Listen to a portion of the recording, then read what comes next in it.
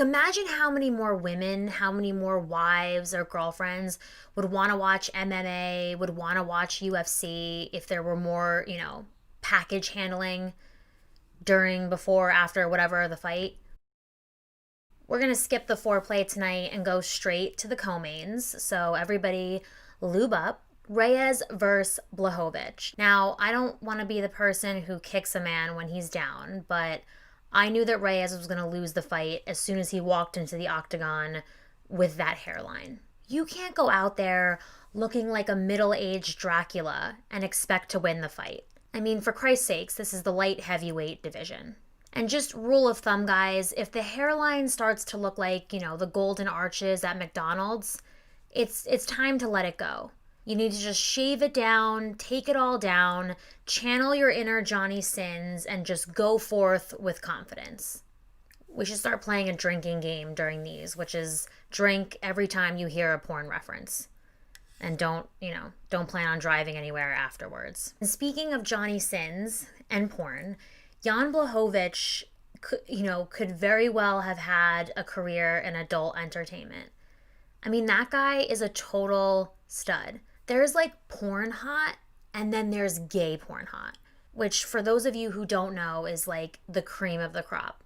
I mean, you can't have a hair out of place. You can't have more than 2% body fat. You're not even allowed to have pores if you do gay porn. That's how good looking you have to be. Imagine and I already have the name for him. It's the Polish Sausage King. And the fight itself, honestly, for me, was a little bit like watching a gay porn plot unfold. Again, for those of you who aren't familiar, there's usually one guy who's a little bit more muscular, more domineering, that's the bear. And then there's a guy who's a little bit smaller, a little more feeble and effeminate, and that's the twink. When it first starts, you're looking at these two people and you're like, all right, one of these guys is going to get a pounding or a beating tonight and it's not going to end well. And when those two guys walked in the ring, I'm not saying that Reyes is small or feeble or even a twink. I'm just saying that Jan walked in with the bear energy. So I knew who was pitching and I knew who was catching and who was going to win the fight. And I was correct. Adesanya versus Costa. Costa, I don't know. You guys know I never know the right way. But apparently Dana White actually said at the presser that this fight, the pre-fight presser was the most watched presser in UFC history. Definitely a lot of build-up. And speaking of a lot of buildup, I noticed that Costa had a nice little cup adjustment right before the fight, which as a chick, I really appreciate. We really need to see more of that.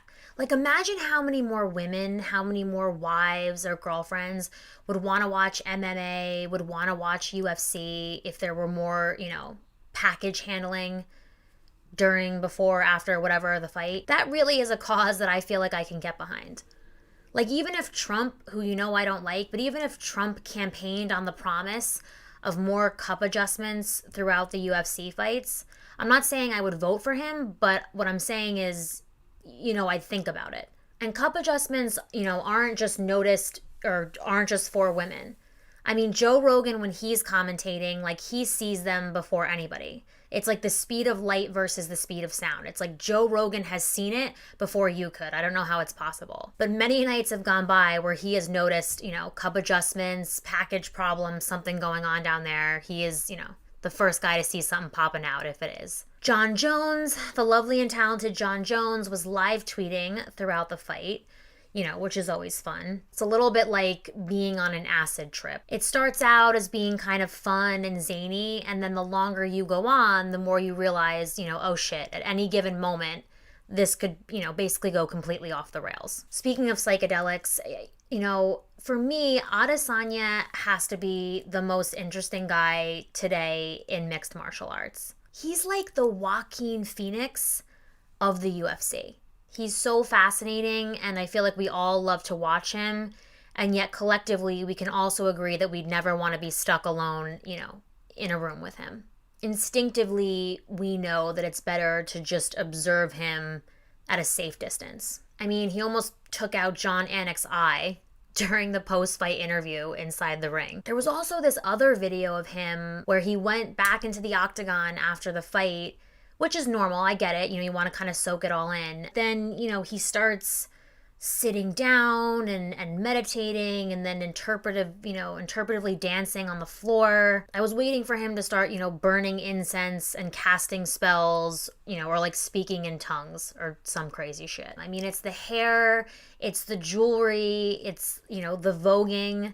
And for the straight broy guys who watch this who probably don't understand the voguing reference, go look up a YouTube clip and, tell me if I'm right or wrong. Costa, on the other hand, really got worked over. I mean, the leg kicks alone, I was like, the next day, this guy's leg is gonna look like Harvey Weinstein after a bender. Just red, swollen, beaten up with just the life force sucked out of it. I do give him, credit though for hanging in there as long as he did. I mean, if I step on a Lego, I can't walk for 3 days. I need bed rest and, some type of pharmaceutical help. I was obviously, when I'm watching the fights, I'm also, following on Twitter to see what people are saying.